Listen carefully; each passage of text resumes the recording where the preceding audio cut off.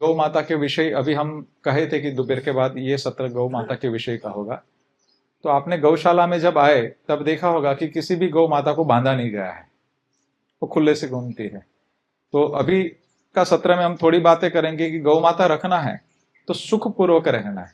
गौ माता अगर सुखी रहेगी तो हम अपने आप सुखी रहेंगे। तो उसके लिए कोई विशेष खर्चा नहीं करना है। जैसे आप खुद को एक जरा गले में बांध के एक हफ्ता रख के देख लीजिए, खाना खाइए एक ही जगह पे बैठ के, कैसा पाचन हो जाएगा? मन कैसा हो जाएगा? बहुत अग्रेसिव मन हो जाएगा, डिस्टर्ब हो जाएगा, गुस्सा बढ़ जाएगा, पाचन की पूरी सिस्टम बिगड़ जाएगी, होगा कि नहीं? तो कभी भी हम नहीं कहते हैं कि आप हमारे जैसी गौशाला का खर्चा करिए, भले बैम्बू का वाड़ा बनाइए, 20 बाय 20 फीट का वाड़ा बना के रख दीजिए। उतने एरिया में भी गौ माता 2 से 3 किलोमीटर चल लेगी। आप जरा वो हाथ में वो बांधते हैं ना, वो कितना चली वो देखती है, तो गाय के पैर में लगा के देख लीजिएगा कितनी चली। तो इतने से एरिया में वो 2-3 किलोमीटर भी चल लेगी कभी कभी। तो उनका पाचन अच्छा हो जाएगा, मन शांत होगा, तो उनका परफॉर्मेंस अपने आप अच्छा होगा। तो किसी का भी एक ही जगह पे बांधे बांधे पाचन डिस्टर्ब होता ही होता है, मानसिक डिस्टर्बेंस होता ही है।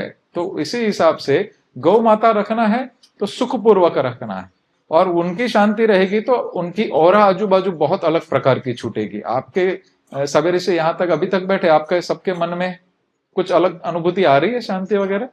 कोई नेगेटिव विचार लगभग नहीं आएंगे, है ना? बहुत पॉजिटिविटी, इतनी धूप में भी गर्मी में भी आप सब लोग शांति से सहन करके इतना लंबा समझ पा रहे, तो वो गौ माता की ऊर्जा है। तो पूरा एक अलग ही स्थिति बन जाती है। तो मैंने जैसे सवेरे बताया कि गौ माता का डिजाइन ऐसे होना चाहिए, मैं फिर से 1 मिनट में रिपीट कर देता हूं कि दक्षिण से उत्तर 8 महीना हवा चलती, जो काम की वहां पे कोई कंस्ट्रक्शन नहीं किया है। उत्तर से दक्षिण 4 महीना ठंड की हवा लगती है, तो गोडाउन ऑफिस इधर बना है तो डायरेक्ट ठंड हवा नहीं लगेगी, तो अच्छा काम हो जाएगा। सूर्योदय यहां से होगा तो अंदर तक किरणें लग जाएगी, सूर्यास्त यहां होगा तो यहां तक अंदर तक किरणें लग जाएगी। तो अपने आप धूप वाला वातावरण रहेगा अंदर, तो सब सूखा रहेगा, एंटी बैक्टीरियल एंटी फंगल अपने आप हो जाएगा। तो अच्छे से गौशाला की ये डिजाइन आपको काम में लगेगी, क्योंकि यहाँ पे उससे बड़ा कोई एंटी बैक्टीरियल एंटी फंगल होता ही नहीं है। और 12 महीना सूखा रहेगा अंदर, तो बहुत अच्छे से गाय को सूखा पसंद है। वहां पे जब ह्यूमिडिटी रहती है तो रोग फंगस बैक्टीरियल एक्टिविटी ज्यादा से ज्यादा बढ़ेगी। दूसरा, हम लोग ने उत्तर दक्षिण का ये ढलान कहाँ पे होना चाहिए, तो हमारी पुस्तक में अच्छे से लिखा है कि ये वाड़ा है यहाँ पे, तो यहाँ पे ये गंवाण है खाने की, तो इतना भाग हमने पक्का रखा है, फिर यहाँ पे कच्चा रखा हुआ है वाड़ा गोठान।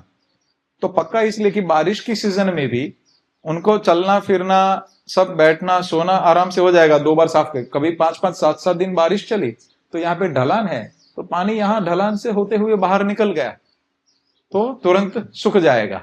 अगर पानी भरा रहा तो कीचड़ वगैरह हो गया तो आपको वहां पे तकलीफ होगी, और गाय को भी तकलीफ होगी वहां मैनेज करने के लिए। फिर हमने दोनों गमाण के बीच में ये पाइप लगाया हुआ है, न इधर लगाया है न इधर लगाया है। इधर लगाएंगे तो उसकी खुंद में लगेगा, यहाँ पे इधर लगाएंगे तो इधर पैर गौ माता रख के हमें मिलने आती है, तो वो गोबर वाला पैर यहाँ पे चारे पे लगेगा तो चारा फिर नहीं खाएगी। तो बीच में लगा है तो आराम से इनका खाना हो जाता है, यहां से चारा आराम से डालना हो जाता है। तो ये छोटी छोटी बातें हैं। जैसे बच्चों का है, यहाँ पे 2 पाइप लगाए हुए, नहीं तो बच्चे यहां से बीच में से कूद के आगे निकल जाते हैं। तो ये सारी प्रक्रिया है, छोटी छोटी बातें। लेकिन आपके लिए जब भी गौशाला कोई निर्माण करते हैं तो हमारा भाव एक ही है कि हमें 18 साल में दिक्कत आई, वो आपको नहीं आनी चाहिए। आपकी शुरुआत यहां से और अच्छी होनी चाहिए। तो गौ माता का कार्य हो, कृषि का हो, संशोधन का हो, स्वास्थ्य का विषय हो, आपकी और गति यहां से ज्यादा अच्छे से शुरुआत हो, यही हमारी भावना है। ऊपर वेंटिलेशन के लिए जो ये डिजाइन है या दूसरा डिजाइन कोई भी कर सकते हैं। बीच में हम चूने की पुताई या चूना छिड़कते थोड़ा थोड़ा, तो चूने के वो कार्य बहुत अच्छा है कि एंटीबैक्टीरियल हो जाता है, तो रोग वगैरह उससे कम रहेंगे। ये यहाँ पे दिन में 2 बार वॉश कर लेते हैं। जब बच्चा दूध पीता है और दोहने का, वो दोनों संग संग होना चाहिए।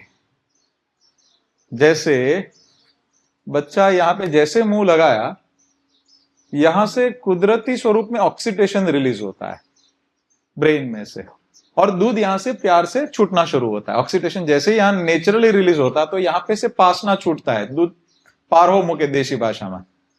जैसे ही मुंह लगाया उसके 40 से लेकर के 50 सेकंड या 1 मिनट तक नहीं धोना है, फिर धोना शुरू करना है और 5 मिनट के अंदर धोना हो जाना चाहिए।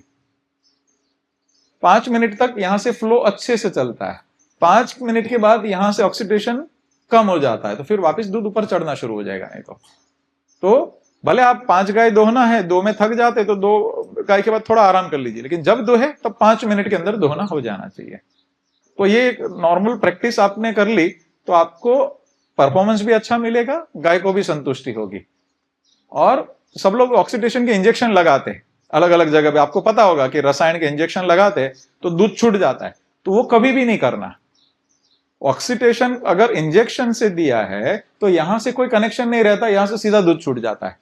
भैंस हो गाय हो तो वो उसके दूध में वो नैनो फॉर्म में आता है, और उसके रेसिड्यू हमारे मनुष्य के पेट में जाने के बाद हार्मोन इनबैलेंस हो जाते हैं। छोटे छोटे बच्चों के हार्मोन इनबैलेंस हो रहे, उसका सबसे बड़ा कारण यही, हमारे पुरुषों बहनों सभी में। तो कभी भी ये पाप नहीं करना, और जो करते हैं उनको रोकना। तो नेचुरली यहां से खुश होना, ऑक्सीडेशन जब खुश होता है, डोपामाइन है तब जब खुश होता है मनुष्य, गौ माता है तब छूटता है। जब भी आप गुस्सा करेंगे आजू बाजू कि आपने डंडा लेके खड़े हो गए, दूसरा कोई, उसको गौ माता को भय लग गया, तो यहां से एड्रिनल नाम का रसायन छूटता है जो यहां से दूध ऊपर चढ़ा देगा।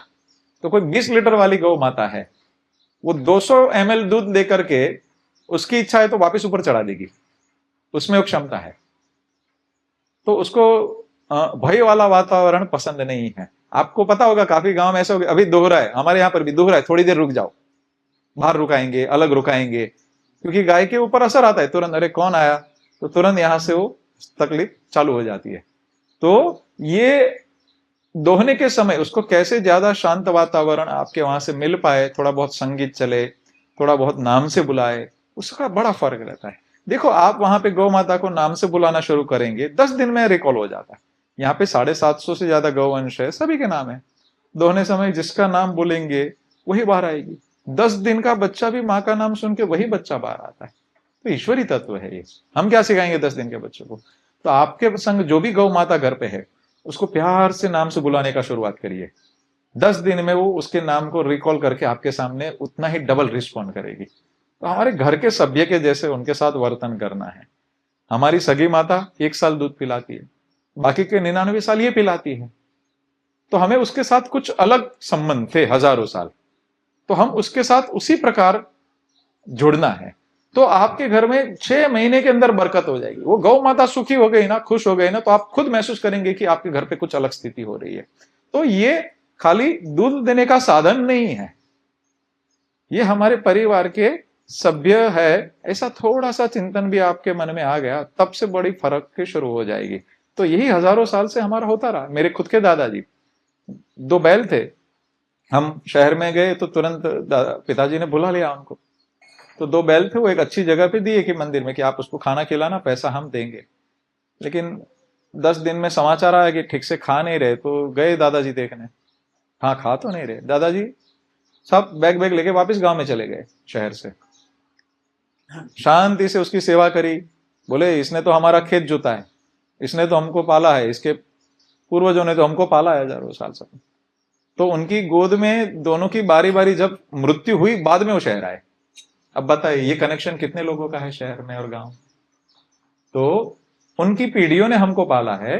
तो कैसे भी करके गौ माता आए तो खाली आर्थिक दृष्टि नहीं देखना है, आर्थिक, आध्यात्मिक, शारीरिक सभी प्रकार से वो शीघ्र गति देने वाला तत्व है, ईश्वरी तत्व है।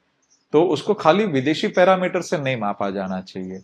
खाली विदेशी चश्मा पहना ना, तब से हमारे से अनजाने में बहुत सारी गलतियां हो चुकी है। तो मेरी विनती है कि गौ माता के आधार पे हम स्वाभिमान से खेती में से खड़ा होना है। जैसे मैंने दोपहर के पहले सत्र बताया कि दूध से ज्यादा पैसा खेत में से निकल सकता है अगर हमने अच्छे से खेती करी तो दूध देने का उनका काम है, हमें संवर्धन करना भी चाहिए। लेकिन जब दूध न दे तभी भी हमारे मन में फर्क इतना नहीं आना चाहिए। वो स्थिति हमारी हजारों साल से थी और वही वापस करना है। तो ये 8.5 महीने का बच्चा इतना बड़ा हो रहा है, तो 2 प्रक्रिया होती है कि इतनी उम्र में इतना बड़ा हो गया तो नुकसान नहीं जाएगा। जैसे मैंने दोपहर को पहले बताया था कि 4 साल में पहला ब्याज देती है गौ माता देशी, इसकी जगह पे हमारे 2 से 2.25 साल में दे देते हैं। तो वो 2 साल पहले आके दूध देना शुरू कर दिया, जो पिया था उससे ज्यादा अपन को वापस दे दिया। दूसरा काम क्या होता है पता है, कि जब बच्चा मुंह लगाता है तो यहां से नेचुरल हार्मोन सीक्रेट होकर दूध छूटता है। आप देखिए मनुष्य के अंदर कोई माँ अपने बच्चे को दूध पिलाते हैं और 6 महीने के बाद बंद करेंगे, सूख जाएगा। 1.5 साल चालू रखेंगे, 1.5 साल चालू रहेगा, रहता है ना 1.5 साल मतलब काफी लोग ऐसे जो 1.5 साल अपने बच्चे को दूध पिलाते हैं। तो सेम वे अगर इसने यहाँ पे दूध पीते हुए देखा तो नेचुरल हार्मोन सीक्रेट होता है। तो हमारा जनरल प्रैक्टिस क्या है कि 3 महीने बच्चे को दूध पिलाया थोड़ा थोड़ा और फिर दाना खाना शुरू कर दिया, हम बच्चे को पीछे लेकर के पूरा दोहने का प्रैक्टिस होता है, जनरल ये प्रैक्टिस है भारत भर में। तो उसकी जगह पे हम बोलते हैं कि उसको मुंह लगाने दीजिए, प्रेम से 2 आंचल हम पूरा लैक्टेशन पिलाते हैं, तो यहां से वो प्रेम से चालू रखती है दूध। तो ऐसी काफी गौ माता है जो 4 महीने खड़ी रहती थी, 6 महीना खरीदी रहती थी जब हमने खरीदा था। अभी वो गौ माता 10-10 महीना खड़ी रहती है, हमें बंद करना पड़ता है, वो बंद नहीं होती है। तो जब आप देना सीखेंगे तो कुदरत हमें देना सीखेगी। तो हमें कभी भी हमारे स्वार्थवश हम एक बाजू में उसको पूरा माता का दर्जा देते, ईश्वर का दर्जा देते, और फिर उस दूसरी बाजू अति शोषण नहीं करना। उसकी जगह पे दूसरे रास्ते निकलेंगे। जिन आदिवासी बंधुओं ने 2 आंचल पिलाना शुरू किया, उनके घर पे कुछ अलग ही बरकत आ चुकी है 6 महीने में ही। तो यहां से सुन के ऐसा नहीं करना कि कल जाके एक साथ में तुरंत 2 आंचल पिला देना, नहीं तो वो जुलाब हो जाएगा बछड़े को। काफी लोग ऐसा भी प्रचार करते हैं कि 2 आंचल पिलेंगे तो जुलाब हो जाएगा, ऐसा नहीं है। बच्चा जन्मा पहले आधा आंचल, पौना, 1, सवा, 20 से 25 दिन में 2 आंचल पीने लायक होता है, फिर पूरा लैक्टेशन। तो आपको भी घर पे जाके ज्यादा दूध छोड़ना है तो ग्रेजुअली जाना है, धीरे धीरे धीरे। गाय के अंदर कभी भी कुछ भी चीज अचानक नहीं। देखो मकर संक्रांति और जन्माष्टमी अच्छे अच्छे दिन पे सबको एक साथ में पुण्य कमाने की इच्छा होती है ना। एक ही दिन लड्डू खिलाना, एक ही दिन सबको लापसी खिलाना, अच्छी बात है, होना ही चाहिए पुण्य। लेकिन अनजाने में हमारे से गलती हो जाती है। गाय का रुमेन अलग है, पाचन की प्रक्रिया अलग है, उसके अंदर माइक्रोफ्लोरा खाना पचाते जीवाणु, उसकी और मनुष्य की खाने की पचाने की सिस्टम अलग है। उसको कोई भी खुराक धीरे धीरे अडॉप्ट होता है। आपने अचानक से कुछ प्रोटीन पचाने वाले बैक्टीरिया अंदर अलग है, उसके अंदर कार्बोहाइड्रेट पचाने वाले अलग है। अचानक से बहुत सारा प्रोटीन दे दिया, वो गाय को तकलीफ हो जाएगी। अचानक से बहुत लापसी और लड्डू दे दिए, आफिरा चढ़ेगा और काफी गौ माताओं की मृत्यु होते हर साल। तो अनजाने में हमारे से पाप हो जाएगा। तो क्या करना है, मकर संक्रांति को ज्ञान के साथ पुण्य बढ़ाना है। कैसे, तो बोलना है कि आजू बाजू आपको ये ज्ञान की परंपरा बढ़ानी है कि भाई आपको दान करना है, चलो एक साथ में थोड़ा गुड़ दे दो, हम हर रोज थोड़ा थोड़ा खिलाएंगे। एक साथ में चारा दे दो, हम धीरे धीरे खिलाएंगे। आपको पैसा देना है, आप दे दो। अगर आप ऐसा आग्रह रखेंगे कि मेरे हाथों से खाना है, तो हर रोज आके थोड़ा थोड़ा खिलाइए। वो करना नहीं है, हाँ वो करना नहीं है, लोगों को करना नहीं है वो चीज। हाँ, एक ही दिन करना है, तो ऐसा ये इसमें आप नहीं करने देना, क्योंकि वो गाय का हानि होता है इसमें। तो इसलिए कभी भी गाय का चारा चेंज करना है, दाना चेंज करना है, तो पहले 5%, फिर 5%, फिर 5%, 10 से 15 दिन ग्रेजुअली जाना है। ग्रेजुअली छोड़ना है तो भी ग्रेजुअली छोड़ना है। तो हमेशा चारा और दाना कुछ भी चेंज करेंगे तो ग्रेजुअली करेंगे, अचानक नहीं करेंगे। तो उसका स्वास्थ्य अच्छे से वो अडॉप्ट करके अच्छे से उसका स्वास्थ्य डेवलप हो। देखिए पांजरापोल के अंदर लगभग गाय कमजोर आपको थोड़ी ज्यादा दिखती है। उसका कारण क्या है कि आज ये गाड़ी आई चारे की, कल वो आई, कल तीसरी आई, तो कंसिस्टेंट नहीं होता है। तो उसका रुमेन सेट होता है, तब तक तो दूसरा चारा बदल जाता है। तो एक सरीखा चारा, एक सरीखा दाना, उसको धीरे धीरे पाच्य स्वरूप में कैसे मिलता है, वो ज्ञान को समझ के हुए आगे हमें बढ़ना है। गौ माता की श्रेष्ठ नस्ल कौन सी, तो मैंने जैसे दोपहर के पहले बताया कि भारत की सभी गौ माताएं अच्छी है, हमें खाली गिर के पीछे नहीं भागना है। तो आपके लोकल जो भी नस्ल है उसी को ही करना है। देखो आपको गोबर देख के पता हो जाना चाहिए कि आज उसका पाचन कैसा है। आप अगर सूखा ही चारा खिलाएंगे और उसमें भी जो चावल वाला धान का सूखा खिलाएंगे, उस गाय का गोबर देखिए ऐसा लिंडी पड़ेगी, बकरी के जैसा होगा, कोई ऐसे बहुत कड़क वाला आएगा, तो वो अच्छे पाचन की निशानी नहीं। एकदम लूज मोशन हो गया, वो भी अच्छे पाचन की निशानी नहीं। गोबर नीचे गिरा, थप्प करके थोड़ा बिखरा, एकदम हल्का हल्का माफ का वो है, ढीला ढीला, वो एकदम श्रेष्ठ है। तो हरा चारा और सूखा चारा दोनों को आइडियल रेशियो है 70 और 30। जो घर पे क्या होता है कि दाना खिलाते, तो दाना का न्यूट्रिशन भी चारे में जैसे जाएगा, दाने में न्यूट्रिशन जाएगा वो गोबर में आएगा। तो हर एक चीज जो खिलाया है वो नैनो फॉर्म में, रेसिड्यू फॉर्म में आना ही आना है। हम हर रोज इधर 36 औषधियां खिलाते हैं, दाना खिलाते हैं, अच्छी औषधियों के साथ अच्छा चारा कॉम्बिनेशन है, तो उसके नैनो फॉर्म में उसके गुण आने ही आने होते। तो ये सारी चीजें आप समझ के करेंगे तो ज्यादा परिणाम होगा। जैसे प्रशांत जी की डांगी गाय 4-4 लीटर पे चली गई, दूसरी लोकल नस्ल जो बढ़ गई, वैसे ही आप भी अपने एरिया की स्थानीय नस्ल करके मॉड्यूल तैयार करना है। स्थानीय नस्ल मैंने बताया कि गिर के सामने खाएगी कम, दूध भी है उतना खाएगी, तो इकोनॉमी एक ही होती है, कोई अलग से मुनाफा नहीं हो जाता स्थानीय नस्ल या गिर गाय में, सबका एक ही है। लेकिन सबसे बड़ा फायदा क्या होगा, आपने अच्छा स्थानीय नस्ल का मॉडल बनाया, आपको देख करके हजारों लोग वहां की स्थानीय नस्ल के मॉडल बना सकते हैं, तो गाय बच जाएगी कि नहीं वहां की। वहीं की लोकल नस्ल का नंदी गाय, वो पूरी परंपरा वापस चालू हो जाएगी। तो एक खाली गिर के ऊपर ही पीछे भाएंगे तो दिक्कत हो जाएगी। तो इसीलिए अपनी जो भी स्थानीय नस्ल बची है उसको वापस बचा लेना है, वो हजारों साल की पूर्वजों की मेहनत है। एक नंदी की सेवा वो 100 गाय के बराबर होता है। तो नंदी का चयन बहुत ही ध्यानपूर्वक रखना चाहिए हमेशा। देखिए नंदी है, हमने ऐसे काफी नंदी इधर आदिवासी क्षेत्र में दिए जिनका 2 से 3 लीटर दूध था, और अच्छे नंदी यहां से गए तुरंत पहले लैक्टेशन में ही 12-12 लीटर दूध आ गए। तो अच्छा नंदी बहुत खींच सकता है अपनी तरफ। सब लोग बोलते हैं 50% नंदी और 50% गाय का रोल होता है, पर हमने महसूस किया है कि 80% नंदी खींचता है अपनी तरफ। तो नंदी के चयन करते समय बहुत ध्यान रखना है कि पहले देखना है कि वो आगे कहीं क्रॉस ब्रीड तो नहीं है ना। आपके पास गिर गाय तो गिर गाय का ही नंदी होना चाहिए, उसमें कोई क्रॉस ब्रीडिंग नहीं होना चाहिए आगे पीछे कहीं पर भी। कांकरेज है तो कांकरेज का ही नंदी, डांगी है तो डांगी का ही नंदी। फिर क्या देखेंगे, अगर नंदी चयन किया कि उसकी माता का दूध कितना था। चलो दूध तो अभी डोल भर के दिखा दिया, लेकिन वो दूध कंसिस्टेंट था क्या, कंटिन्यू था लंबे समय तक, नहीं तो नहीं। किस गाय ने भले शुरुआत में आपको 20 लीटर डोल की जगह पे 18 लीटर है, 15 लीटर है, लेकिन 15 लीटर लंबे टाइम तक चालू रखा है तो आगे चला जाएगा।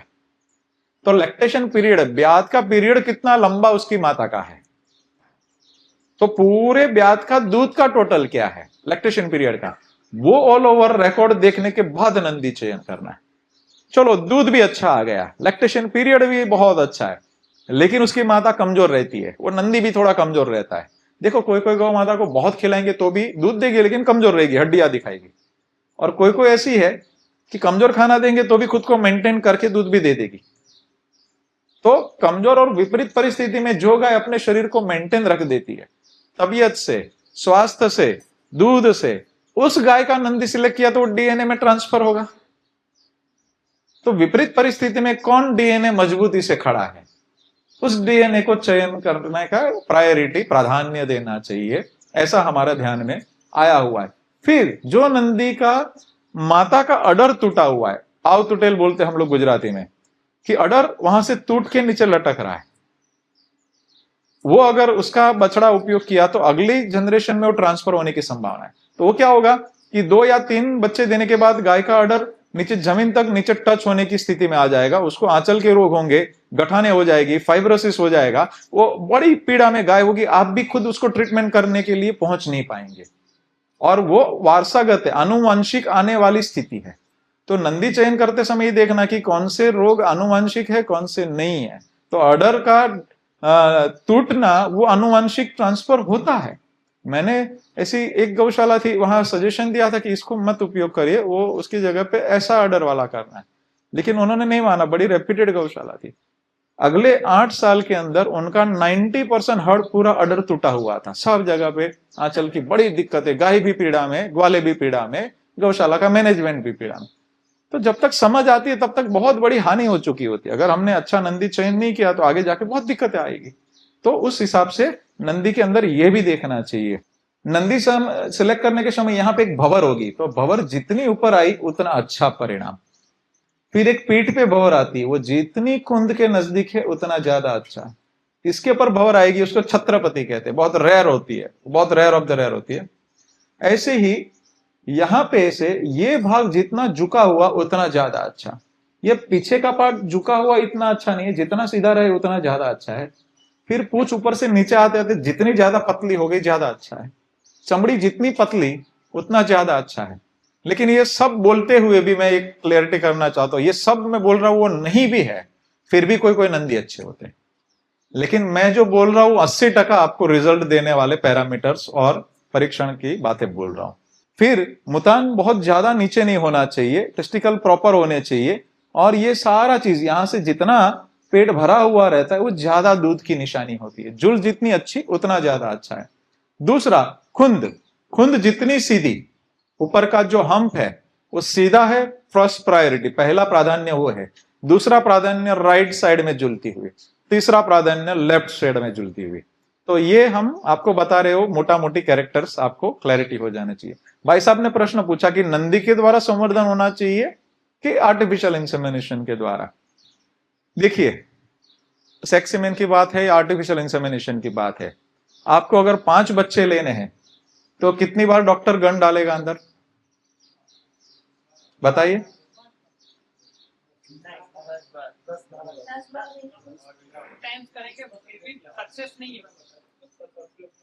एवरेज भारत की यह है कि 5 बच्चे लेने के लिए 15 बार कम से कम उसको आर्टिफिशियल इंसेमिनेशन करवाना पड़ता है। और 15 बार प्रॉपर करने वाले कितने वेटरनरी डॉक्टर है पूरे भारत में स्किल्ड, समय पे आके आपको करवा पाए है? सेकेंड थिंग, 15 बार हाथ डालेंगे, गन डालेंगे, अवरी बहुत सेंसिटिव जगह है, आपको पता भी नहीं चलेगा। छोटी सी गठन हो गई, वो गाय बच्चे ठहरना बंद कर देगी, उतले पे चढ़ जाएगी, गाय की तंदुरुस्ती अच्छी दिखेगी, डॉक्टर और आप कोई पहचान नहीं पाएंगे कि क्यों गाय बच्चा नहीं ठहरती। तो क्या हो जाएगा, वापिस वो गाय कहां जाएगी? घर से छूट जाएगी। कोई बोल रहे स्लॉटर, मतलब घर से छूट जाती है। तो हम नंदी से करते हैं, आपने देखा होगा हमारे वाड़े में सब जगह पे एक नंदी है। तो नंदी को एग्जैक्ट 2 दिन के पहले उसको उनको भाप जाते हैं कि ये हिट पे आने वाली, एग्जैक्ट समय पे पड़ू कराते हैं, तो उसका सक्सेस रेशियो 90% है। ये 50 साल से एआई का प्रोग्राम चल रहा है, अभी भी सक्सेस रेशियो 32% है। और फिर उसमें 5 बच्चे की एवरेज ही मुश्किल से, कोई 7 तक जाती है, कोई 3 पे रुक जाती है, उतले पे चढ़ जाती है। यहाँ पे 15 बच्चे देती है, कोई कोई 18 पर चले जाती है। क्यों? क्योंकि हमने कुदरत को डिस्टर्ब नहीं किया, ओवरी को डिस्टर्ब नहीं किया है ना? तो हमें विज्ञान का विवेक पूर्वक का उपयोग, मर्यादा के संग उपयोग। गाय को तकलीफ है, चौक्कस उसकी सर्जरी है, जरूर अपन डॉक्टर से करवाना है तुरंत। तो ये मैं कोई अतिरेक नहीं बोल रहा हूं, ये हमको पता है कि काफी गौशाला में दिक्कत है, उसके गाय उतले पे चढ़ जाती है, उनको नंदी चाहिए, और नंदी जाने के बाद काफी गौशाला में शांति हो गई है। तो एकदम समय पे फड़ू होती है, गाय को संतुष्टि है, नंदी को संतुष्टि है। तो सभी प्रकार से आप चिंतन करेंगे मल्टीपल एंगल से, तो आपको नंदी के द्वारा सही महसूस होगा। ठीक है ना? जिसकी खुर प्रॉपर एकदम बंधी हुई हो, वो खुर ज्यादा परिणाम लक्ष्य है। जैसे गिर के अंदर अति कान लंबे, मुंह से इतने इतने लंबे हो जाएंगे, तो खाना खाएंगे तो पहले क्या टच होगा? पानी पिएंगे तो क्या टच होगा? अपने को आनंद आ जाएगा, अरे बड़े बड़े कान, नीचे मुंह से इतने ज्यादा लटक रहे, लेकिन परेशान गाय हो जाएगी, उसकी अगली पूरी जनरेशन हो जाएगी। तो सिलेक्शन करते समय सब चीज का थोड़ा विवेक ऊपर उपयोग करना है। इनब्रीड नहीं होना चाहिए। जैसे मैंने बताया सवेरे, हमारे सभी नंदी है, भाई बहन पिता पुत्री में ब्याह नहीं हो सकते, बड़ा भयंकर रोग होगा, बड़ा भयंकर पाप भी लगेगा, अनुवंशिक रोग भी बढ़ेंगे, और वो दुनिया भुगत चुकी है, काफी लोगों को पता है। तो हमारे को हमेशा गाय के यहाँ पे सब गायों के मेजर 5 पीटी के रिकॉर्ड है, कोई कोई 15 पीटी के रिकॉर्ड है। तो हम कॉन्फिडेंटली बछड़ा दे सकते, जाइए आप उपयोग करिए, आपकी अगली जनरेशन सुधरेगी, उसमें अच्छा होगा। तो इसीलिए हमारे पास नंदियों की इतनी सारी डिमांड है कि 360 सेंटर हमारे फ्री ब्रीडिंग सेंटर चलते हैं। जिसका 20 लीटर से ज्यादा दूध है, वो जिस गांव में 50 से 100 गाय, उधर हमारा एक बछड़ा सेवा के लिए जाता है, फ्री ब्रीडिंग के लिए। और ऐसे हमारे 360 सेंटर चलते हैं, और आगे भी हमारे 300 जो जन्म नहीं हुए वो भी एडवांस में बुक्ड है, जन्म है तो वो बुक्ड है। तो इस प्रकार की गतिविधि आप आपके स्थानीय नस्ल के अंदर भी कार्य कर सकते हैं। अच्छा नंदी वो गांव का, देश का, गाय का और किसानों का अधिकार है। पहले के राजे रजवाड़े में क्या होता था, हर गांव में एक अच्छा नंदी होता था। 3 साल में इधर बछड़ी उसकी बड़ी हो गई, वो नंदी दूसरे गांव में जाएगा, दूसरे वाला तीसरे जाएगा, तो पूरी अच्छी चेन चलती थी। वो चेन हमने वापस शुरू करने का छोटा सा प्रयत्न किया है।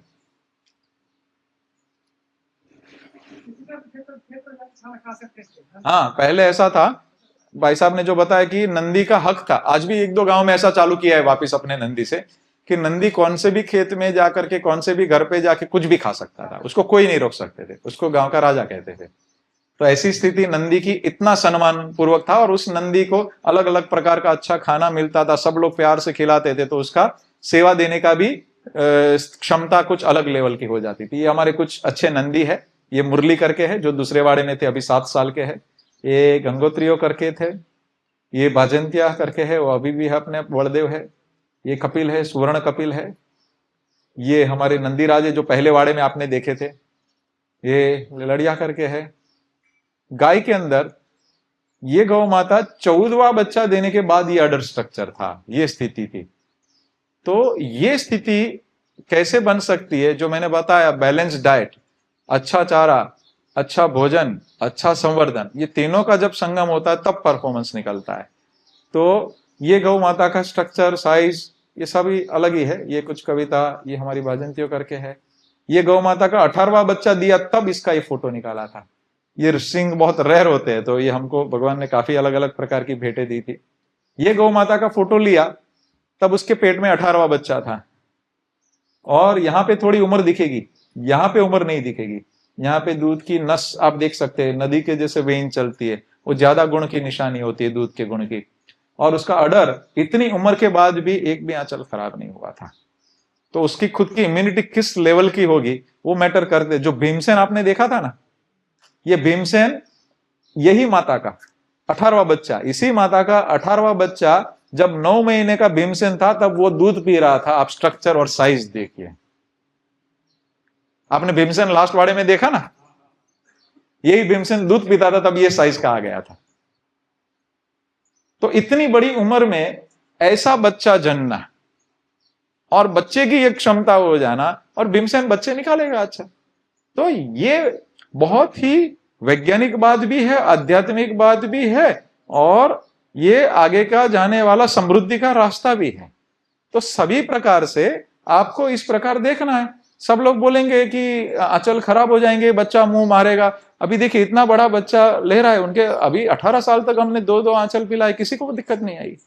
तो हमें शांति से गौ माता के संग जोड़ना है। एक बाजू दोहते, एक बाजू दूध पीता है। प्रेम बहुत करती है गौ माता है। तो मैं भी ये चाहूंगा कि आप आपकी गौ माता के साथ दिल से जुड़िए। जितना आपने ज्यादा प्रेम किया उतना वो ज्यादा सामने रिस्पॉन्ड करेगी। उसके परिणाम कुछ अलग ही होते हैं। उसकी खाने की जो प्रणाली मैंने पहले ही बता दिया कि अचानक से कुछ खाना चेंज नहीं करना है। वो खाने के बाद वापस जुगाली में निकालती है। जुगाली जितनी अच्छी होगी, आप देखना बैठे बैठे आराम से जुगाली जितनी करती है तो वो अच्छी निशानी है। उसका नाक होता है, नाक के ऊपर छोटे छोटे पानी के छिट्टे होने चाहिए, तो वो सबसे अच्छी निशानी है। तो गाय को ऑब्जर्वेशन करना है अच्छे से कि एकदम सूखा हुआ है तो भी उसकी कुछ गड़बड़ है, एकदम ज्यादा पानी रहता है तो भी गड़बड़ है। हाँ, वो खाते खाते सूख गया है तो वैसा नहीं सोचना, लेकिन वो ऑब्जर्व करेंगे गाय की चाल, गाय का नाक, गाय का आंख, उसमें से आपको पता चल जाएगा क्या दिक्कत है। आंख में से पानी निकलना, तो 5-6 प्रकार से पानी निकलते हैं। एक तकलीफ का निकलता है, एक कोई कचरा गया उड़ के आंख में गया खाते खाते तो पानी के द्वारा निकल जाता है। गर्मी के अंदर पानी निकलता है तो सिंक के ऊपर आपने थोड़ा नारियल का तेल लगा दिया तो पानी निकलना बंद हो जाएगा। अगर गर्मी के कारण से होगा तो दुख के कारण निकलता है, खुशी का निकलता है। हम बाहर गांव जाते हैं और हमें प्रेम करती है उस गौ माता को मिलते ही आंख में से पानी निकालती है। मंत्रोच्चार हम करते, राउंड घूमते, उससे पहले आंख में से पानी निकल जाता है। तो वो पानी कौन सा है आपको जज करने को आना चाहिए। तो जब आप उसके साथ थोड़े नजदीक रहेंगे तो अपने आप उस भाषा को समझने लगेंगे अपने आप। कौन सा चारा जल्दी पचता है, कैसे पचता है, तो पूरा चार्ट हमने पुस्तक में दिया हुआ है कि सूखा चारा से हरा कितना जल्दी पचता है, सूखा लास्ट में पचता है। वो सारी चीज हमने डेटा इसके अंदर दिया है, उसका अभ्यास कर सकते। पानी पीने का आवाड़ा, तो आपने देखा होगा हमने चूने की पुताई हर जगह पे करी हुई थी। तो आधुनिकता के नाम पे वो बाउल हम बनाते हैं, वो बात अलग है, वो स्टील के अंदर अलग स्थिति होती है। लेकिन ये जितना सिंपल और परिणाम लक्ष्य कुछ अलग ही है, क्योंकि इसके अंदर हम एक नहीं एक दिन पे पुताई कर देते चूने की। तो चूना 2 काम करता है, एक तो एंटीबैक्टीरियल एंटी फंगल है, दूसरा गर्मी में पानी ठंडा रखता है, ठंडक में थोड़ा गर्म रखता है, तो टेम्परेचर थोड़ा सा बैलेंस कर देता है, और तीसरा उसके मिनरल्स कैल्शियम्स वगैरह नेचुरली मिलेंगे उसको। तो ये तीनों काम हो जाता है। एक तंदुरुस्त गाय, अच्छा दूध देने वाली गाय 50 लीटर से लेकर 150 लीटर पानी पीती है पर डे, उसकी मर्जी से पिएगी तो अलग परिणाम होगा। बांध के रखा, आपकी मर्जी से पानी पिलाएंगे तो अलग परफॉर्मेंस होगा। तो गर्मी ठंडी अलग अलग सीजन में अलग अलग समय पे अलग अलग क्वांटिटी का पानी पीने की उनकी अपेक्षा और इच्छा होती है। तो वो उसको खुला छोड़ेंगे तो वो अच्छे से तय कर पाएगी। आप तय कर पाएंगे? नहीं कर पाएंगे।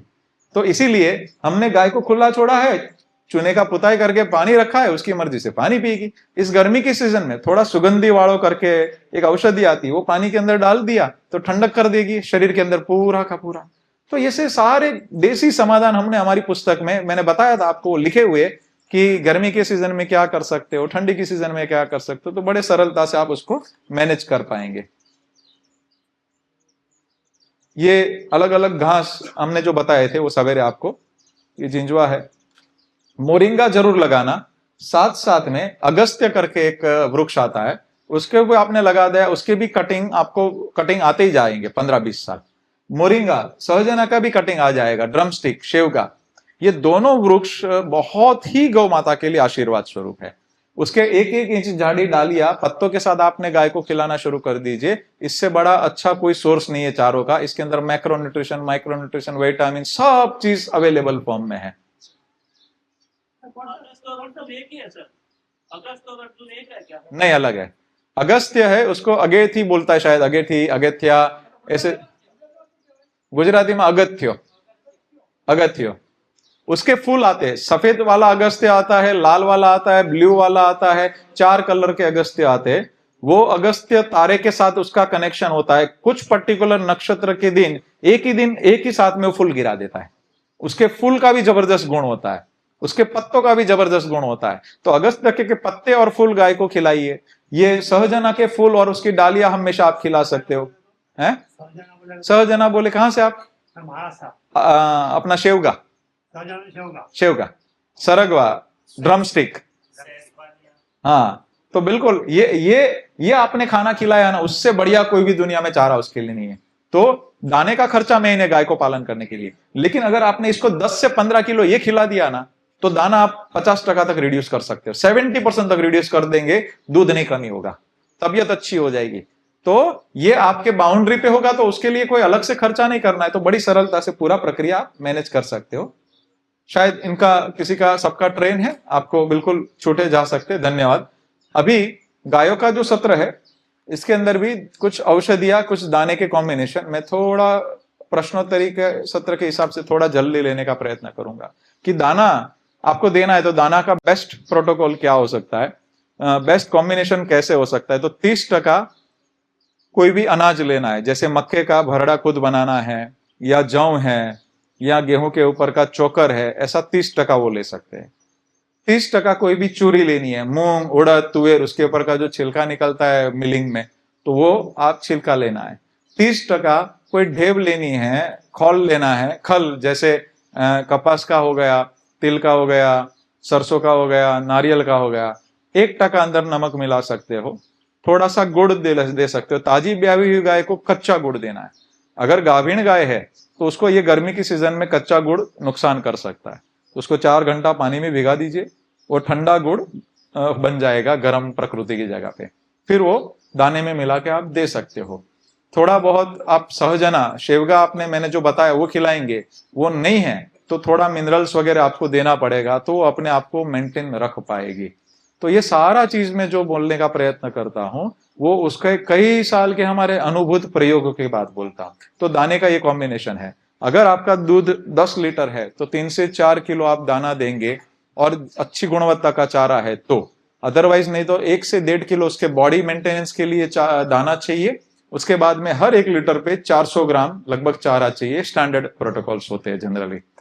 तो अगर 20 लीटर दूध है तो फिर वो 10 किलो दाना नहीं खा पाएगी, तो फिर 5 किलो या 6 किलो के अंदर ही ज्यादा गुणवत्ता युक्त दाने की कॉम्बिनेशन करनी है। दूसरा, समाज में बहुत मिलावट वाली सब चीजें चालू है। आप बाहर मक्का लेने जाएंगे तो 28 का होगा, और मक्के का पाउडर आप लेने जाएंगे तो 22 में मिलेगा। तो कैसे कोई दे सकता है? तो उसमें बहुत सारी मिलावटें आती है। तो जितना खुद बनाया उतना ज्यादा परिणाम लक्ष्य होगा, ऐसा आप प्रयत्न करना, वो ज्यादा होगा उसके अंदर परिणाम। हमारी सभी देशी गौ माताओं को अच्छा संवर्धन करना, अच्छा भोजन देना और अच्छे से उसको पालन करना, और उसके गोबर और गौमूत्र, आपको गोबर देख के पता चल जाना चाहिए कि आज उसका पाचन कैसा है। देखिए, गोबर 3-4 प्रकार के होंगे। पड़े एकदम कड़क कड़क रहेगा, एकदम लूज रहेगा, और एक ऐसे ही जैसे गिरा थोड़ा बिखर जाएगा। तो सबसे अच्छा पाचन का निशानी क्या है? नीचे गिरा तप करके थोड़ा बिखरा। एकदम कड़क वाला है, उसके अंदर फाइबरस बहुत ज्यादा जाता होगा, उसको पानी भी समय से नहीं मिला होगा। तो ऐसी बहुत सारी चीजें हमने देखी हुई है, अनुभूति करी है। कुछ लोग बोलते हैं कि ये घी पीला ही होना चाहिए, देखो कितना घी पीला है, कितना ये है, ये सफेद है तो ठीक नहीं, ये ऐसा है तो ठीक नहीं। ऐसा कमेंट करना भी ठीक नहीं है मेरे हिसाब से। उसका कारण है, आप जर्सी गाय HF का लेंगे तो भी वो पीला आएगा, तो पीला मतलब उसका अंदर सोना हो गया क्या? तो ऐसा नहीं, हर कोई पीली चीज सोना नहीं होती है। तो उसके अंदर हमें ज्ञान से खड़ा होना होगा। आप एक बार समझिए, मैं आपको सिंपल बताता हूँ, उसमें से आपको काफी क्लैरिटी हो जाएगी। आप 40 डिग्री धूप में, 45 डिग्री धूप में 5-6 घंटा पानी मत पीजिए, और यूरिन कैसा आएगा?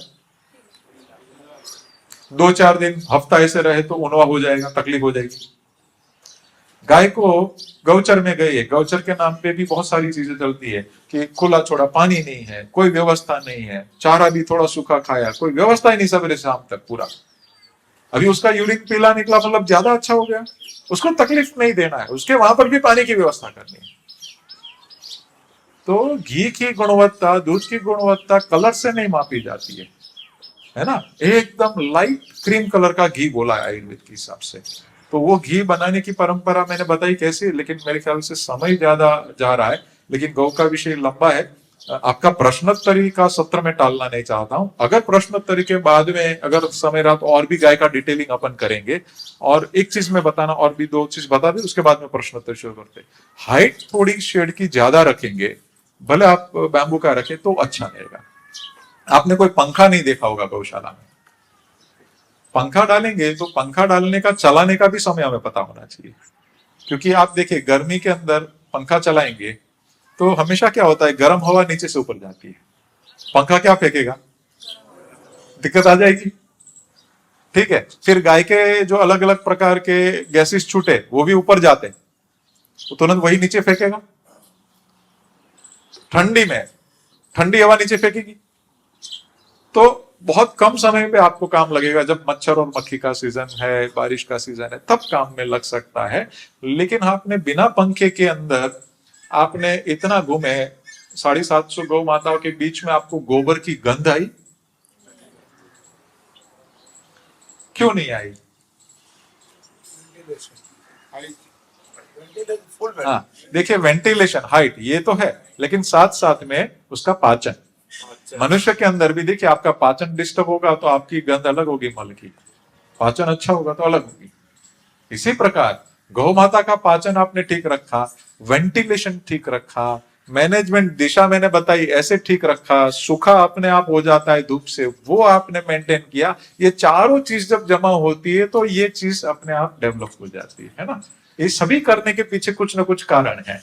इसलिए जब भी गौशाला का कुछ कार्य कर रहे, कृषि का करिए, तो आपका परिवार समझ के हमारे संग आप जरूर मिलिएगा। उसका कारण है कि हमारा एक ही भाव है कि हमें 18 साल में तकलीफ आई, वो आपको नहीं आनी चाहिए। आपकी शुरुआत यहीं से और अच्छी होनी चाहिए, है ना? इसी प्रकार हमें आपको भी आगे वही प्रक्रिया सिखाना है। ये मुट्ठी में बांध के ज्ञान को नहीं रखना है। इसी में का सारी गड़बड़ हो गई है कि मेरा अच्छा हो जाए, उसका ठीक नहीं हो जाए, है ना? सबका भला हो, मेरा अच्छा हो, दूसरे का भी भला हो, सबका कार्य अच्छा हो। तो सुख तो गाय में है ना, गाय का सुख रहना वाला, धरती माता का रहना है। तो ये परंपरा हमने जितना ज्यादा किया, गाय सुख में देश खुश में, यही मुझे दिख रहा है। और वेंटिलेशन का बताया, वैसे ही दुआ, जैसे बारिश का सीजन आता है, हमारा यहाँ पे इस साल में वला का एक भी केस नहीं था। वला बोलते हैं उसको, गाय का बुखार बोलते हैं, नहीं तो हर सीजन में लगभग कुछ न कुछ वले के केसेस रहते हर जगह गौशाला में। यहाँ पे एक भी केस नहीं था इस बार। तो दुआ, तो नीम का धुआं करने का, जब भी मक्खी और मच्छर का सीजन हो तो नीम का धुआं कर देना। दिशा कौन सी पकड़नी, हवा ये साइड चलती है तो ये साइड करो, तो पूरी गौशाला में फैल जाएगा। धुआं नैनो फॉर्म में काम करता है। यज्ञ करते हैं तब क्या करते हैं, वही इसके पीछे का विज्ञान ही, अग्नि के अंदर कुछ भी डालेंगे तो। जैसे आपको एक जन ने मिर्ची यहां से खाया तो एक जन को तीखा लगेगा ना, यहाँ मिर्ची का मैं धुआं करूंगा, उधर हवा आएगी तो सबकी आंख जलेगी, है ना। तो ये उसके पीछे का साइंस है। और अग्नि के द्वारा जो चीज वातावरण में आती नैनो फॉर्म में आ जाती है। तो यज्ञ बड़ा साइंटिफिक चीज है। यज्ञ के अंदर जब हम आहुति देते हैं घी की, अक्षत की, तो नैनो फॉर्म में वो घी हमारे सांस से लेकर के पूरे वातावरण में अच्छे से काम करता है। एंटीबैक्टीरियल वातावरण कर देता है, एंटी फंगल करता है, बहुत अच्छे गुण की चीजें हवा में वायु स्वरूप में फेफड़े तक, फेफड़े तक चली जाएगी, आपके नैनो फॉर्म में पूरे शरीर के अंदर चली जाएगी। सेम वे जब आपने नीम का धुआं किया तो मच्छर मक्खी से तो काम होगा ही होगा, गाय के इनहेल के अंदर भी वो धुआं जाएगा, आजू बाजू का वातावरण भी फर्क आएगा। जहां पे हमारी साफ सफाई में हाथ नहीं पहुंचे वहां पर भी धुआं पहुंच के एंटीबैक्टीरियल एंटी फंगल काम करेगा। तो इसके पीछे पूरा का पूरा विज्ञान छुपा हुआ है। तो धुआं करना, तो वो कौन सा धुआं करना, वो भी है कि भाई आप नीम का कर सकते हैं, करंज का कर सकते हैं, अंदर थोड़ा गूगल भी कभी डाल सकते हैं, दूसरा भी डाल सकते हैं। तो बहुत सारी प्रक्रिया है जिसको सुचारू स्वरूप में आप अच्छे से मेंटेन कर सकते हैं। गोबर डाल दिया, ज्यादा गौ कृपामृतम डाला, उसी जमीन में से ज्यादा उत्पादन निकल गया, तो काम हो जाएगा कि नहीं किसान का। आज हम लोग विदेशी कंपनी को पेट भर के पैसा देते हैं, अगर हमने 30 टन गोबर हर साल डाला तो 30 टन का 50,000 रुपया खर्चा होगा अगर आपने पिंजरा मोल से खरीदा। लेकिन 5 लाख का मुनाफा आ रहा है तो 50,000 पोसाएगा कि नहीं। तो हमारा एक पूरा नया अभिगम से प्लानिंग करना है। दूसरा, एक काम करने की मैं प्रैक्टिस बता देता हूं हमेशा। आप सब अपनी जिम्मेदारी तय करिए, प्रोटोकॉल्स की डायरी बनाइए कि मुझे ये करना है, खेत में एग्जैक्ट बैक्टीरिया डालना है, गोबर ऐसे डालना है, गाय को ऐसे मुझे खाना खिलाना है, इसके अंदर कुछ भी गलती हुई है ना तो खुद की जिम्मेदारी तय करिए। देखिए, आपके लिए कभी कोई गलती नहीं होती खुद के लिए, है ना। जमीन के लिए और गौ माता के लिए काफी हो जाती है, मुझसे भी हुई है काफी बार। तो उसको कैसे ठीक करना, उसका हम चिंतन भी करते हैं। हर रोज गुरुकुल के बच्चों की प्रैक्टिस है कि जो इष्ट देव में वो मानते सबको याद कर लेना, और साथ साथ में हर रोज खुद की गलती ढूंढना कि मुझसे क्या गलती हुई, लोगों की गलती मत ढूंढो। तो गौ माता को रखने में कुछ गलती हुई, कृषि में आज ये हुआ, ये किसी का अपमान हो गया मुझसे, सब ठीक ठाक करो, कल से ये नहीं होगा, मैं वापस ठीक कर देता हूँ, चलो। तो हर रोज की रोज निश्चित कि आज ये करना है, सिग्नेचर हुआ, आज ये करना है, सिग्नेचर, खुद की सिग्नेचर करो, डायरी बनाओ, कैलेंडर सेट करो। खेती वाले बंधुओं को मैं प्रॉपर एकदम मैनेजमेंट का बंदा के हिसाब से देखना चाहता हूं, क्योंकि सब चीज के अंदर आगे पीछे नहीं चलता है, खाली खेती में चलता है। अगर आपने नमक 1% डालना है, 5% डालेंगे, खा पाएंगे क्या? औषधि में कुछ गड़बड़ होगी तो चलेगा क्या? मशीनरी के अंदर कुछ ऐसा वैसा चलेगा क्या? औषधि के अंदर नहीं चलेगा, कहीं पर भी नहीं चलता है, खाली खेती और गाय में सब कुछ चलता है। तो मेरी विनती है कि उसके अंदर हम एक्यूरेसी में आ गए और डिटेलिंग में आ गए, एकदम सही प्रॉपर गुणवत्ता के साथ किए, परिणाम मिलेगा ही मिलेगा, नहीं मिलेगा कोई संभव नहीं। बस आखिर में मेरे ख्याल से हमने जो समय दिया था उससे काफी समय हो गया, और ज्यादातर लोग जो थे उनका 4:30 का समय था, वो काफी गए। लेकिन बस आखिर में मैं सबको वही विनती करना चाहूंगा कि हमारे आचरण में सेवा आ जानी चाहिए कि मैं क्या कर सकता हूं। जैसे हम आज से तय करें कि हमारे आजू बाजू गौ माता रमनी चाहिए, कि आज से तय करें कि हमारे घर पे या हम जिस इष्ट देव को मानते उस मंदिर में जाएंगे, वहां गौ माता आधारित ही धूप बत्ती उपयोग करेंगे, तो गौ की सेवा हो जाएगी। आज से तय करें कि हमारे घर पे जो साफ सफाई होगी उसके अंदर गौ नाइल का उपयोग करेंगे, तो सेवा हो जाएगी। आज से तय करेंगे कि हम गौ का घी का ही दीपक करेंगे, देशी गाय का, और जहां पे भी मंदिर में यज्ञ में चढ़ाएंगे, भले हम अगर क्षमता नहीं है तो कम करें, लेकिन उसी का ही करेंगे, तो सेवा हो जाएगी। हम तय करें कि देशी गाय का ही घी खाएंगे, या हमारे परिचित लोगों को खिलाने के लिए मदद करेंगे, तो 1 किलो खा रहे उसकी जगह पहले 1/4 किलो खा रहे, लेकिन खाएंगे वो, तो गौ माता को मदद हो जाएगी। हम जिस संस्थान में काम करते हैं, हम जिस संगठन में काम करते हैं, उन सभी संगठन के ऑफिस में उन सभी संगठन के सभी सभ्यों को बोलेंगे कि हम बातें कम करना है, पहले घर पे गाय का दूध चालू करो, घर पे प्रोडक्ट चालू करो, हम ये करो, जहां पर भी है तुरंत चालू कर दो, तो तुरंत मदद हो जाएगी। हम तय करें कि हम जिस मंदिर में जाएंगे प्रसाद चढ़ाएंगे, गाय आधारित अन्न पकाया उसी का ही प्रसाद चढ़ाएंगे, सेवा हो जाएगी। हम तय करेंगे हमारे घर पे गाय आधारित ही कोई सब्जी आए, फल आए, या भी जो भी अन्न आए वैसा प्रयत्न करें श्रेष्ठ, तो गाय की सेवा हो जाएगी। तो हर एक जगह पे, हर एक स्थिति पे तुरंत गाय का इन्वॉल्वमेंट आप बढ़ा देंगे तो बहुत सरलता से भारत में गौ माता का सम्मान पूर्वक पालन हो जाएगा। हम शहर वाले हैं, हम तय करें कि हम गांव में जो गाय रखते हैं उनको दत्तक ले ले। हम अभी गांव नहीं जा पा रहे, तो हम हमारे जो गांव में मूल वतन में जो रहते हैं, जो गाय रखते हैं, उनको दत्तक ले ले।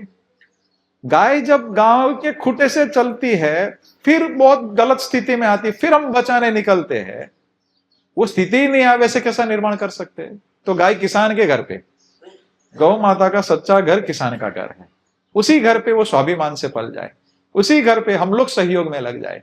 जो शहर वाले हैं उनको वो दत्तक योजना में जोड़ देवे, जो शहर वाले हैं उनको बोलेंगे भी गाय आधारित थोड़ा ज्यादा चुका के खाओ। आज से आपको कोई बोले कि भाई अरे गाय का घी तो इतना महंगा है, तो मैं सीधा सीधा आपको बताता, उसको सामान्य नम्रता पूर्वक, हमें कभी जड़ता नहीं रखना है, कैलकुलेशन गिनवाना है। जैसे डेयरी का दूध वो 60 रुपए लीटर आता है, उसको बिलोना करिए जरा जमा के, दही जमा के, 35 लीटर पे 1 लीटर घी बनेगा, कितने में पड़ेगा? 2000 पे घर पे पड़ेगा। तो कोई गौपालक 1200 में 1500 में कैसे शुद्ध देगा, दे पाएगा क्या? तो डिमांड एंड सप्लाई का थंब रूल है, आप जैसी डिमांड पैदा करेंगे वैसी सप्लाई पैदा होगी। तो आज से हम तय करें कि उनको बोलेंगे देखो भाई, ऐसा आप घर पे बना के देखो, घर पे गाय रख के देखो कितने में पड़ता है, खुद अनुभूति करके देखो, नहीं पड़ता है तो पूरा चुकाना सीखना पड़ेगा, सही डिमांड करना सीखना पड़ेगा, हमें सही बातें समझना पड़ेगा। ऐसे ही घी, दूध, ऐसे सभी प्रोडक्ट के अंदर मेरी विनती है, जितना खाए शुद्ध खाए, कम खाए, उसको किसान को एम्पावर करना, एक दूसरे को संभाल लेना, ऐसे ही गाय को स्वाभिमान से खड़ा कर सकते हैं। नहीं तो हमारे पास विदेशी कंपनी आकर के इधर ही मिलावट वाला तेल से लेके सब बेच के हमारे ही मार्केट तोड़ देगी किसानों का, और स्वास्थ्य भी जाएगा। जैसे ही मैंने आज पूरे दिन आपका सारी बातें करी है कि गाय आधारित खेती, गाय आधारित हमारा जीवन, गाय आधारित स्वास्थ्य की मैंने बातें करी, आपको क्वेश्चन आंसर के सत्र चले। बाद में कभी भी कोई भी प्रश्न हो तो हमारी जो पत्रिका आपको मिलेगी उसके अंदर सरल 5 भाषा में अलग अलग प्रकार की पुस्तक आएगी, अभी 2 भाषा में है, उसको फ्री में आप डाउनलोड कर सकते हो। पत्रिका के अंदर 10 भाषा में हमारी पत्रिकाएं हैं, ये 5 स्टेप की, तो हमारे वेबसाइट से आप फ्री में डाउनलोड कर सकते हो। और जाते समय वो बॉटल के साथ में पत्रिका मिलेगी, उसके अंदर नंबर लिखे होंगे, तो माननीय भगत सिंह भाई है, लालजी भाई है, यहाँ पे वो बहन बैठे थे, दिन रात सभी लोग सहयोग में है। और हम कुछ भी बोलते हैं उसके पहले बड़ा साइंटिफिक और सभी प्रकार के पक्षों का हमको खुद को ठोक बजाते हैं। वैज्ञानिक पक्ष मैंने बताया ना, घास का, हवाबाजी नहीं, तो हम खुद चेक करते हैं वैज्ञानिक पक्ष ठीक है क्या, आयुर्वेदिक पक्ष ठीक है क्या, आध्यात्मिक पक्ष ठीक है क्या, प्राकृतिक पक्ष ठीक है क्या, फिर मेरे मुंह से शब्द निकलेगा। उससे पहले मैं नहीं निकालता, कितना भी कोई फोर्स करे मेरे मुंह से शब्द नहीं निकलेगा। तो ये सभी टीम है और हम सब लोग अंदर बहुत गहराई पूर्वक चिंतन करते हैं कि गाय का विषय हो, कृषि का विषय हो, किसी भी विषय के अंदर हवाबाजी नहीं करना है, बहुत मजबूती से अच्छे से समन्वय करके, हम जो बोले ना होना चाहिए, हम जो बोले वो निकलना चाहिए, उस हिसाब से हम लोग जाएंगे। आखिर में एक बात कहना चाहूंगा, गुजरात में हमारे नरसिंह मेहता हो गए, जिन्होंने कृष्ण भगवान के दर्शन हो गए, मीराबाई, रामकृष्ण परमहंस जी, जैसे उनको दर्शन प्राप्त हो गए तो दलित समाज के वालों ने बुलाया, उन्होंने वहां पे जाके भजन कीर्तन किए। वो नागर ब्राह्मण थे, उन्होंने उनको ज्ञाति से बाहर कर दिया, फिर भी भजन किए, आनंद में थे। मीराबाई, रामकृष्ण परमहंस जी, जिनको दर्शन प्राप्त हो गए, जो भी ईश्वर के नजदीक गए, उन्होंने कभी भेद किया ही नहीं। कभी भी हमारे मन में भेद नहीं होना चाहिए, हम सब एक है, हम सब एक दूसरे की मदद करेंगे, हम प्रकृति की मदद करेंगे, पशु की रक्षा करेंगे, पेड़ पौधों की रक्षा करेंगे, सब ये पृथ्वी माता सबके लिए है, और उस हिसाब से जाएंगे तो शायद ये पृथ्वी रहने लायक होगी और सही मनुष्यत्व का धर्म निभा पाएंगे। धन्यवाद। कितने लोगों के खेत है? अच्छा, बहुत बढ़िया, धन्यवाद। कितने लोग प्रयोग करेंगे गौ कृपामृतम का? पहले प्रयोग करिए और फिर अनुभूत करके आपको वाहक बनी प्रेम से। मैं आपको लास्ट जाते जाते एक बात बताऊंगा कि हमने बताया कि आपको जैसे परिणाम मिले तुरंत दूसरों को बांटना है, ठीक है ना। सबसे पहले किसको देना है? नहीं पसंद है आपको उस व्यक्ति को। दूसरा, आपके खेत के किनारे वाले बंधु, उसको कैसे जोड़ेंगे? तो पहले आप गाय आधारित खेती करेंगे, क्या बोलेंगे आपको लोग आजू बाजू वाले? पागल है क्या? तो क्या करना है, किसी के साथ घर्षण नहीं करना, माता पिता आजू बाजू किसी के साथ नहीं। छोटा सा प्रयोग करिए, करके दिखाइए, आपको परिणाम मिल गया। बाजू वाले के साथ भी घर्षण मत करिए, हम जैसे करते हैं ना वैसे करना है। बाजू वाले के 25-50 पौधे दत्तक ले लीजिए। जब आपका गोबर डालते हैं उनका गोबर डाल के आते, जब आपका गोबर डालते वहां पे डाल के आते, जब आपका स्प्रे करते उनका स्प्रे करके आ जाइए। उनको उनके पौधे अच्छे दिखेंगे, उनको बोलिए 25 पौधे का हम देख लेंगे, उनको परिणाम मिल जाएगा। फिर मानेंगे नहीं पड़ोसी, आप आपको हृदय से धन्यवाद कहेंगे कि। तो बहुत अच्छे से हमारा कार्य के साथ आजू बाजू पड़ोस अड़ोस कोई भी हमें नहीं पसंद है सब छोड़ के हमारे केंद्र में गौ माता धरती माता देश पूरी सनातन परंपरा रख के हम चलेंगे। बहुत हृदय पूर्वक आप सभी का धन्यवाद, इतनी दूर दूर से आए और सभी लोगों ने कच्छ से भी आए। हम रामपुर वेकरा कितने साल पहले मिले थे? 5 साल। उपयोग कर रहे हैं बैक्टीरिया, है ना? कैसा है वहां पे? तो ऐसे बहुत लोग हैं जो कच्छ में हम अलग अलग छोटे छोटे गांव में रात को बैठक की कर रही थी, दूसरी जगह पे बैठे थे, अलग अलग जगह से आते हैं, कोकण से भी हमारे मित्र आए किसान। तो हृदय पूर्वक धन्यवाद। और आप काफी लोग इसमें से युवा है और खेती कर रहे, ये मेरे लिए खुशी की बात है। आप भी युवा है खेती कर रहे हैं, आप भी युवा है खेती कर रहे हैं। इसमें से आधे लोग युवा प्रशिक्षण में आए भाई साहब। गांव में स्थिति अलग है और गांव के अभी नई युवा गाय की तरफ जाना चाह रहे। आज प्रशिक्षण का जो दूसरे लोग आए थे महाराष्ट्र से, कोकण से, सब जगह से बहुत थे, अलग अलग जगह से। तो लगभग 60% उसमें से युवा थे और युवा बच्चे गाय आधारित खेती करना चाह रहे और उनके खेत में वो मेहनत करके कुछ नया सीखना चाह रहे और मेहनत करना चाह रहे। ये मेरे लिए बहुत आनंद की बात है। आशा वही है कि युवा गांव न छोड़े और उसके लिए आप जैसे युवा आजू बाजू के गांव के लिए आप प्रेरणा रूप बन जाए। आपसे हजारों लोग सीखे, आपसे हजारों लोग प्रेरणा लेकर के सबके घर में खुशी आए, ऐसी भावना के साथ आज पूर्ण करते। वंदे मातरम, वंदे गौ मातरम। बहुत बहुत धन्यवाद। कोई हमारे से यहाँ पे आगता स्वागता या कोई भी हृदय से में कोई ठेस पहुंची हो तो मैं हृदय पूर्वक क्षमा चाहता हूँ। धन्यवाद। वंदे मातरम। हे नंद के लाला,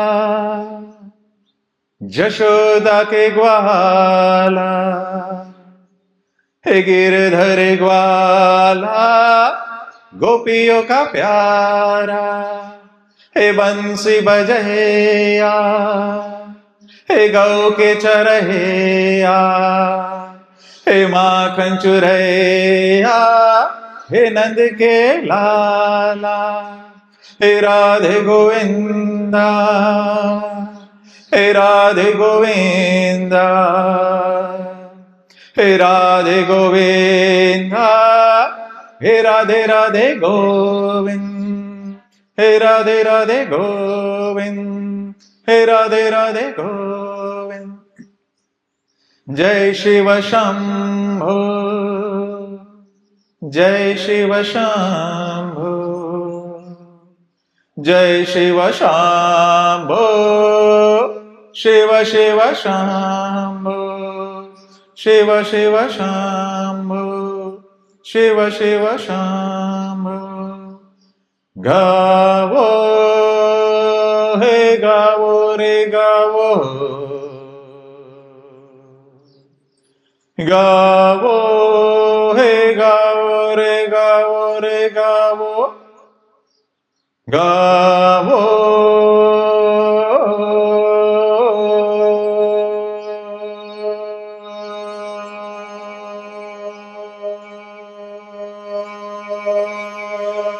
विश्वस्य मातरः, गावो विश्वस्य मातरः, गावो विश्वस्य मातरः।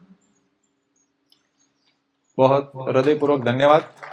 मैंने सवेरे जो विनती करी थी कि जब तक बैठे, हमें 18 साल में मिला है, हमको कुछ क्षणों में आपको परोसना है, शांत मन से सब समझना है। आप सब ने उसका दिन भर पालन किया है, मतलब बिना ब्रेक 2 ही सत्र, कोई खड़ा लगभग ऑलमोस्ट नहीं हुए, और जिनकी ट्रेन थी उनको हमने पहले से छूट दी थी बस की।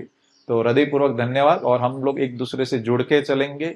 गौ परिवार, गौ का मतलब धरती माता भी होती है, गाय का भी परिवार होता है, सूर्य की भी होती है। तो हम सब गौ परिवार ही है, एक ही है, ऐसा ही समझ के एक दूसरे की मदद करके हम सनातन परंपरा के वाहक बनेंगे।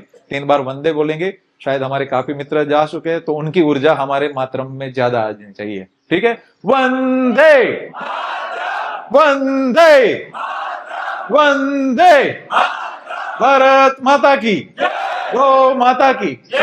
यहाँ सेवा में कुछ भी कमी रह गई हो तो क्षमा कीजिएगा, हम एक दूसरे से मिलकर बढ़ेंगे। नितिन।